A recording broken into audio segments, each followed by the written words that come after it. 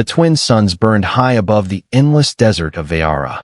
The sand shimmered like gold dust, stretching far beyond the horizon. The air was dry, cruel, and heavy, carrying the taste of dust and despair. A young alien girl named Lyra walked slowly, her feet sinking into the hot dunes.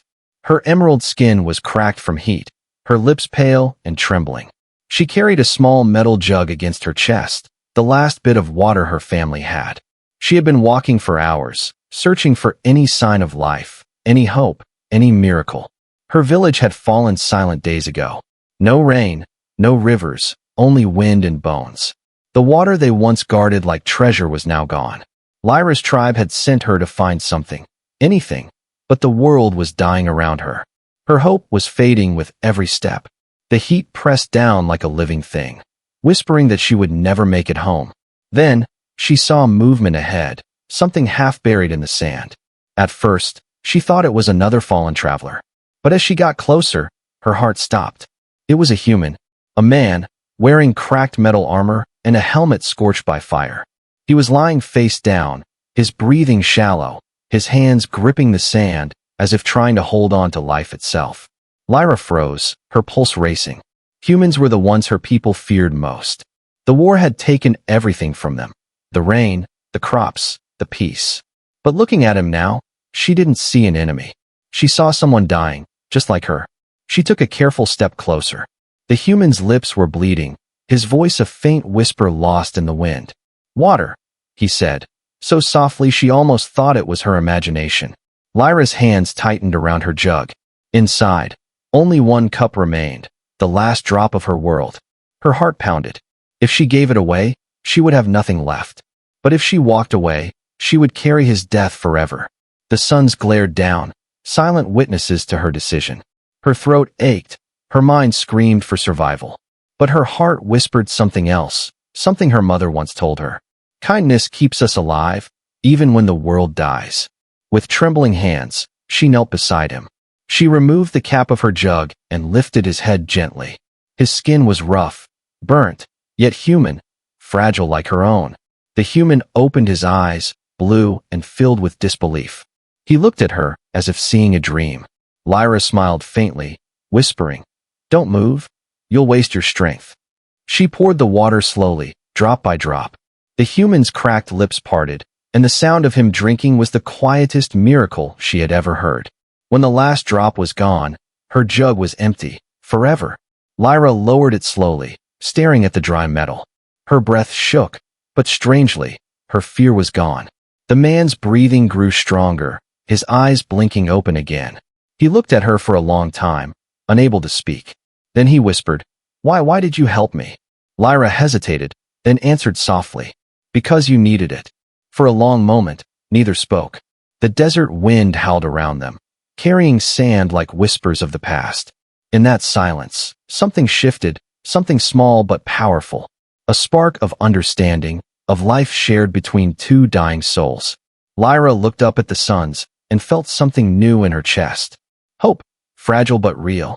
She didn't know who he was, or where he came from, but somehow, she felt this moment would matter, not just to her, but to the entire galaxy. As the wind swept across the dunes, she sat beside him. The jug empty, her throat dry, yet her heart strangely full. The desert around them was still dying, but she felt as if something had just been born. A story that would one day reach the stars. A story of a girl who gave her last drop of water to a stranger from the sky, and of how that single act would make her world flow again. When the first light of morning touched the desert, Lyra was still awake. She had spent the whole night sitting beside the human, listening to his faint breathing. The stars had faded, the twin suns began to rise, and the heat returned to claim the world again. Her jug was empty, her throat burned like fire, yet she stayed. Because for the first time, she was not alone. The human stirred, his hand twitched in the sand, his eyelids fluttered open. He looked confused, staring up at the alien sky. Then his eyes found her, the small green girl watching over him with worry and exhaustion.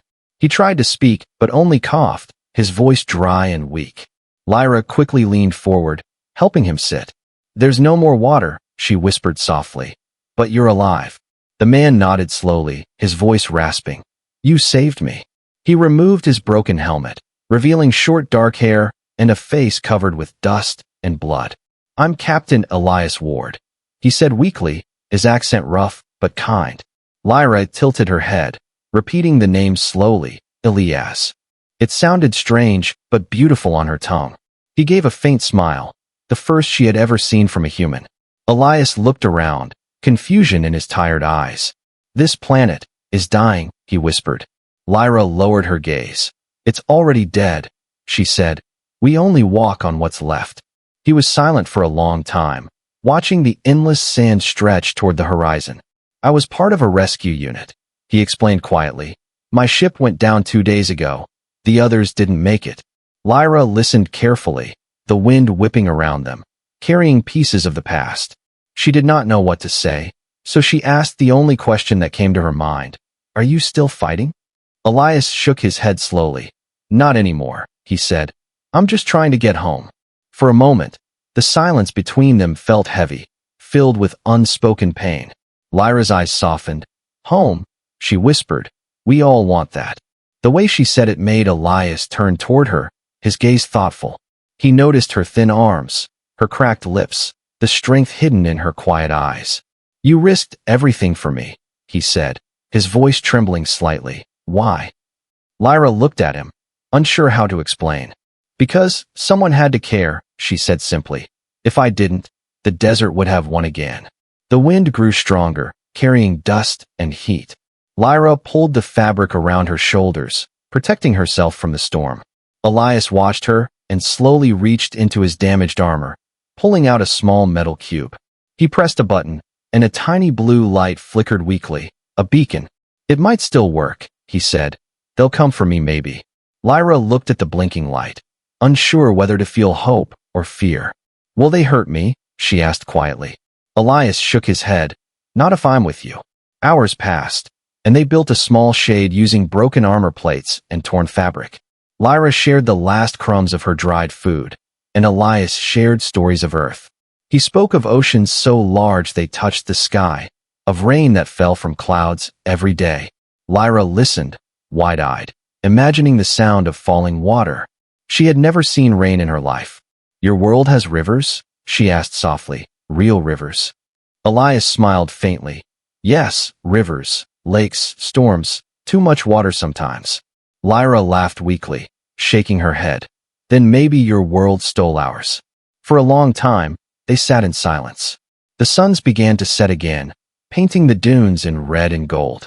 Elias turned to her and said quietly, If I make it back, I'll tell them about you. Lyra frowned slightly. About me? Yes, he said. About the girl who gave her last drop of water to a stranger. Lyra looked away, embarrassed. No one will care, she said. Elias smiled. You'd be surprised what humans care about. As darkness fell, the beacon light still blinked weakly. Somewhere far above, a signal traveled through space. Neither of them knew that this small moment, two lost souls sharing hope, was already changing everything. Lyra leaned back, her eyes closing from exhaustion. Elias looked at her, his heart heavy with gratitude and wonder. He whispered to the wind, You saved me, Lyra, and maybe your world too. The desert night grew calm, the stars shone quietly. And in that silence, a friendship was born, fragile, impossible, and stronger than the storm. The next day came harsh and bright, the desert winds screaming like ghosts of the fallen. Lyra woke first, the heat already biting her skin. Elias was still weak, but sitting upright, fixing the broken straps on his armor. His face looked pale, his hands trembling as he worked. You should rest, she said softly. Your body is not ready for the sun. He smiled faintly. And you should not stay close to me, they might come back. Before Lyra could ask what he meant, she heard it, a distant roar. At first, she thought it was thunder, but Vayara had no rain. Then the sound grew louder. Engines, human engines, slicing through the desert air. Lyra's heart froze, her hands clutching the sand. A line of vehicles appeared on the horizon, shining like metal beasts. They were coming fast, kicking up waves of dust behind them. Elias staggered to his feet, his beacon flashing brighter now. They found me, he whispered, half in relief, half in dread. Lyra's pulse quickened. Will they hurt me? She asked again. He turned to her, voice weak but firm. Not if I can stop them. The convoy stopped a few hundred meters away. Armed humans jumped out, rifles ready, eyes scanning the dunes. One shouted through a speaker, "Captain Ward, identify yourself." Elias raised his arm, trying to wave. "It's me," he called out, coughing in the dust. The soldiers rushed forward, surrounding him, their helmets reflecting the burning light. Lyra shrank behind a dune, watching silently, her heart hammering in fear. A soldier pointed his weapon toward her.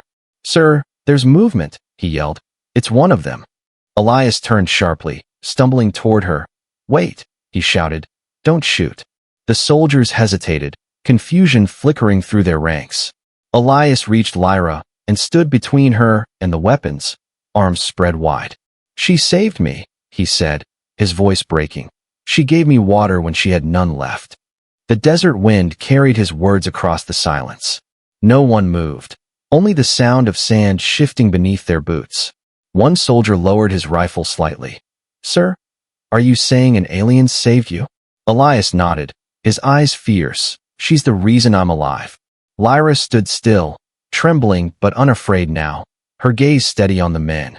"She could have let me die," Elias continued. "But she didn't. She chose mercy." The soldiers exchanged uncertain glances, the line between enemy and friend blurring in their minds.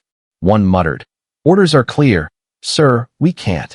Elias cut him off. "Orders don't mean anything if we forget what makes us human." For a moment, nobody spoke. Then slowly, the weapons lowered, one by one. Lyra watched in disbelief as the soldiers stepped back, giving her space. Elias turned to her and smiled. "You're safe now." Lyra didn't understand what was happening, but she felt something in her chest, relief mixed with something like hope. The commander approached, removing his helmet, his expression unreadable. "Captain Ward," he said, "you realize this changes everything." Elias nodded. "It should," he replied, "because she changed me." The soldiers helped Elias into a transport vehicle. Lyra stood at a distance, the wind tugging at her clothes.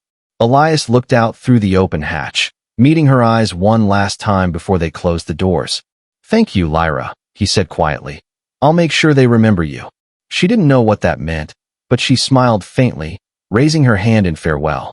The engines roared, the convoy moved away, disappearing into the rising dust. When the last sound faded, Lyra sat alone again under the burning suns. The sand around her was still and silent. She looked at the empty jug beside her and whispered to herself. "Maybe that's what water does," she said softly. "It gives life and then disappears."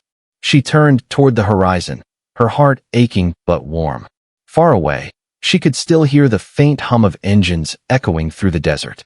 She didn't know that inside one of those ships, a soldier's camera had recorded everything. Her face, her hands, her kindness, her gift. And soon, that image would travel beyond the stars. Carried by human networks, seen by billions. The girl who gave her last drop of water would no longer be a secret. Her story had just begun. The human convoy reached the base at dusk, engines humming under a red sky. Captain Elias Ward was carried inside, weak but alive, his armor still coated with the desert's dust. The medics worked quickly, treating his wounds, asking questions he barely answered. But in his hands, he still clutched the broken helmet cam, the one that had recorded everything. When the footage was uploaded to the command network, silence fell in the control room. On the screens, they watched an alien girl kneel beside a dying human. They saw her trembling hands lift a jug, her face filled with fear and compassion. And then, they saw her pour her last drop of water into the soldier's mouth. No words were needed. The image spoke louder than any speech. Someone whispered, "She gave everything to save one of us." Another voice murmured, "What kind of enemy does that?" The clip spread fast, faster than any command could stop it. By nightfall, it had already reached Earth. Across the cities of humanity, people watched in awe. On giant screens in New London, in floating colonies over Pacific skies, in dusty frontier towns on Mars. Children pointed and asked, "Who is she?" Reporters called her the water-bearer of Veara. Within hours, millions of humans had seen her face, wide eyes, cracked lips, and a heart far bigger than her world. Elias, still recovering, woke to find his name trending beside hers. He opened the screen and saw the video replayed again and again. Every time he saw her give that last drop, his chest tightened. He remembered her trembling voice saying, "Because you needed it more." He whispered to himself, "They have to help her, they have to." On Earth, the reaction was unlike anything in generations. For once, the world wasn't divided by politics, nations, or planets. People saw a story that reminded them what being human truly meant. Messages flooded the networks. Find her, help her, save her world. Within days, charity groups, scientists, and engineers began forming a plan. The headlines called it Operation Riverborn. The goal was simple: to give back what she had given 10,000 times over. The Galactic Council tried to calm the frenzy, reminding everyone that Vayara was still considered an enemy world. But it was too late. The hearts of billions had already decided. War can wait. One journalist wrote. Compassion cannot. Elias was summoned to speak before the Earth Assembly. He stood there, weak but determined, his voice rough with emotion. "She didn't see a human," he said. "She saw someone dying and helped anyway." He paused, eyes glistening. "If she can do that in a desert of death, what excuse do we have to do nothing?" The room fell silent, then erupted in applause. In that moment, a new page of history began turning. Ships were prepared, supplies gathered, and messages sent across the void. The people of Earth, for the first time in decades, stood together under one purpose: to repay kindness with kindness. Far away on Vayara, Lyra still walked the sands, unaware of the storm she had started. She looked to the sky every night, wondering if the human she saved was safe. Sometimes, she imagined hearing thunder, though she had never known rain. She didn't know that across the stars, humanity was speaking her name with love, and that fleets were already forming, not for war, but for mercy. Not to take, but to give.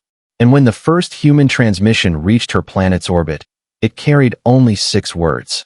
Simple, clear, and filled with meaning. For every drop you gave, rivers. The people of Vayara gathered around their old receivers, their faces lit with disbelief. Lyra stood among them, her hands trembling, tears burning her tired eyes. She looked up toward the heavens and whispered. They remembered. The desert wind moved softly, carrying her voice away. Above her, the stars seemed brighter than ever before, and the universe itself felt changed, even if only by a single act of kindness. The sky of Vayara had not seen light like this in centuries. Dozens of human ships descended through the clouds, their engines glowing like silver suns. The air shook as the fleets settled across the dunes, their shadows stretching over the dying land. From each ship came teams of engineers, medics, and scientists, carrying strange machines and bright hopes. And at the front of them all stood Captain Elias Ward, now fully healed, wearing the same armor Lyra had found broken and covered in dust. The people of Vayara watched from a distance, afraid and silent. To them, humans had always been the destroyers, the bringers of storms and fire. But this time, the humans brought water. Massive pipes extended from the ships, releasing cool mist into the dry air. Machines drilled deep into the cracked soil, searching for hidden groundwater. And drones scattered seeds that shimmered like stars. It was not war, it was rebirth. When Lyra saw Elias again, she could not believe her eyes. He walked toward her through the sand, smiling as if he carried the sky itself in his heart. "You came back," she whispered. "I told you I would," he said, his voice soft but full of pride. Behind him, clouds began to form. Real clouds, heavy and gray, something no one on Vayara had ever seen. The project was called Operation Riverborn, and every human ship carried the same message painted on its hull: for Lyra. Water tanks poured streams into the dry valleys, building rivers where death once lived. Elias watched her kneel by the first small stream as it cut through the sand. Her reflection trembled in the water like a dream made real. She touched it gently, gasping as the cold spread through her fingers. Her people cried out, voices echoing through the canyons. Old men fell to their knees. Mothers lifted their children to see the miracle. The desert that once whispered of endings now sang of beginnings. Lyra turned to Elias, tears glistening on her emerald cheeks. "Why are you doing this?" she asked. "Why help us?" Elias looked up at the sky, where the first drops of rain began to fall.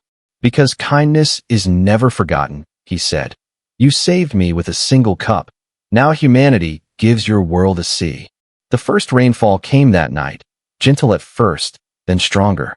Thunder rolled across the horizon, and people ran from their homes to feel the touch of it. Children danced in the downpour, laughing as if the stars themselves had come to play. Lyra stood among them, arms wide, face lifted toward the storm. The rain washed away years of pain and fear. Each drop whispered the same promise: life returns. For days, the human ships worked without rest. Rivers flowed through the valleys. Small lakes formed in the old craters. The air smelled new, alive, clean. Lyra followed the engineers, learning their machines, asking questions, helping wherever she could. Her people began to trust the humans, sharing food, shelter, and stories. And every night, Elias sat beside her near the growing river, watching the moon reflect upon the water. "This planet will live again," he said quietly. Lyra nodded. "And so will we." She picked up a handful of wet soil, holding it close like treasure. "This is what hope feels like," she whispered. When the humans prepared to leave, the people of Veara stood to see them off. The rivers flowed behind them, glowing silver in the sunlight. Lyra placed her old empty jug into Elias's hands. "Keep it," she said, smiling through tears. "It started everything." He held it carefully, knowing it was more valuable than any weapon or metal. As the ships rose into the sky, water sparkled across the world below, and humanity's gift to a dying planet became a legend told across the stars. Years passed, and the world of Veara no longer burned beneath the suns the way it once did. Green slowly conquered gold. The deserts turned into meadows, and the wind that once carried only dust now carried the scent of rain and flowers. The rivers that humans built flowed endlessly, twisting through the valleys like blue veins of life. The people of Veara called them the rivers of kindness, and every child learned the story of how they began. Lyra walked along those rivers every morning, her bare feet brushing against wet grass. Sometimes, she still couldn't believe it was real. The sound of running water felt like music from another universe. Her tribe rebuilt their homes near the streams, planting fields of grain and fruit. The soil, once gray and dead, now shimmered with new color. And every sunrise, the sky reflected on the water as if two worlds were touching, the old and the new. Human engineers still visited, maintaining the machines that balanced the weather. Some stayed and built families among the Vearans. The two species worked side by side, trading knowledge and dreams. Children with mixed heritage ran along the riverbanks, laughing in two languages. The wounds of the past began to fade, washed away by water and time. Lyra had changed too. Her once fragile body grew strong, her eyes calmer yet wiser. She was no longer just a desert girl. She had become a symbol. People called her the water bearer, the girl whose single act of compassion had given birth to oceans. Yet Lyra never spoke of herself as a savior. When the young ones asked how she did it, she always answered gently, "I just gave what I had." One afternoon, a ship descended from the clouds again, sleek and shining. The sound of its engines echoed across the valley. Lyra stood by the river, smiling, for she knew who it was before the door even opened. Captain Elias Ward stepped down, older now, his face lined but his eyes bright with the same warmth. He carried something in his hands, the old metal jug she had once given him. It was polished, clean, and filled with water from Earth's ocean. He handed it to her, saying softly, "From one world to another." Lyra took it, her hands trembling. "This water traveled across the stars," she whispered. "And it found its way home," Elias replied, smiling. They walked along the river together, talking about the past. He told her that her story had become legend across the galaxy. Humans named a humanitarian alliance after her, the Lyra Initiative. Ships now carried aid and relief to planets in need, all inspired by one small act in a forgotten desert. Lyra listened quietly, her heart heavy with humble gratitude. "I never wanted fame," she said softly. Elias nodded. "That's why you deserve it."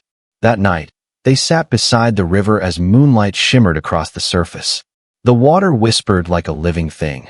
carrying their reflections downstream. Elias gazed at the stars and said, "You changed us more than we changed you." Lyra smiled. "Maybe we both changed the universe a little." The wind carried her laughter through the reeds, gentle and full of peace. When Elias prepared to leave again, she gave him a single blue flower that grew by the riverbank. "Take it to your world," she said, "so you don't forget the sound of water." He placed it carefully in his coat, nodding, "And you don't forget the sound of kindness." The ship rose into the clouds, vanishing into the night sky. Lyra watched until it became a small star among many. Then she turned back to the river that now belonged to both their worlds.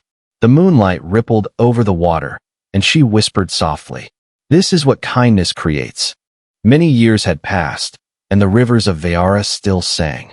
The suns rose softer now, hidden behind clouds that carried gentle rain. Forests had grown where bones once lay, and the wind that once whispered death now carried life. The world was alive again, and every heartbeat of water told the same story, the story of Lyra. She lived quietly near the first river that humanity created. Her home was small, built from stone and wood, covered in vines and light. Children often came to see her, listening wide-eyed as she spoke about the desert that used to swallow everything. They asked, "Is it true you gave away your last cup of water?" And she would smile, her eyes warm with memory. "Yes," she would say, "and it gave me everything in return." In the city beyond the hills, a monument stood, a tall crystal fountain shaped like two hands. One human, one alien, holding water between them. Its base carried an inscription in both languages. "Kindness is the bridge between worlds." Every traveler who visited Veara stopped there, leaving flowers, coins, or simple notes that read, "Thank you, Lyra." Elias Ward's visits had grown fewer as time passed, but his letters always reached her. He wrote about the new missions, the colonies that followed her example. Humanity had turned the idea of compassion into a movement. Ships bearing her name flew across the stars, bringing food, medicine, and hope to those who had none. Lyra often read his words by candlelight, smiling softly to herself. She never wanted glory, only to know that the gift she gave had kept flowing. As she grew older, her steps became slower, yet her spirit remained young. Every dawn she would walk to the river's edge, kneel down, and dip her hand into the water. She would feel its coolness slide through her fingers and remember the first time she saw it, that miracle day when the rains returned. Sometimes she would whisper into the water, "For every drop, thank you." The river always answered with a quiet ripple, as if the universe still remembered her voice. One evening, as the suns began to set and the sky burned gold and blue, Lyra sat beneath an old tree. The air smelled of rain and earth. Children were laughing nearby, their voices bright as starlight. Lyra watched them play, her heart full, her eyes gentle. She thought of Elias, of his promise, of the message that had changed everything. For every drop you gave, rivers. And she realized that kindness, once released, never truly ends. It flows, grows, and finds its way back. When night came, the stars reflected on the river like 1,000 tiny fires. Lyra looked at them and whispered, "You see, Elias, it never stopped flowing." Her voice was soft, carried by the wind. A falling star streaked across the sky, vanishing into the horizon. Some say it was his ship returning for her. Others say it was simply the universe saying thank you. The next morning, the people of Veara found her sitting peacefully by the river. The jug she once carried rested beside her, filled with fresh water. They built a garden around that spot, where flowers bloom even in the coldest season, and they called it the Garden of the Last Drop. Every year, on the day the first rain fell, humans and Vearans gathered together by the rivers to celebrate. They poured a single cup of water into the stream, whispering the same words. For every drop, kindness returns. The story of Lyra and Elias became a legend across the stars. It was told on every world where hope seemed lost. And in every version, the message stayed the same. That even in a dying desert, compassion can make rivers flow.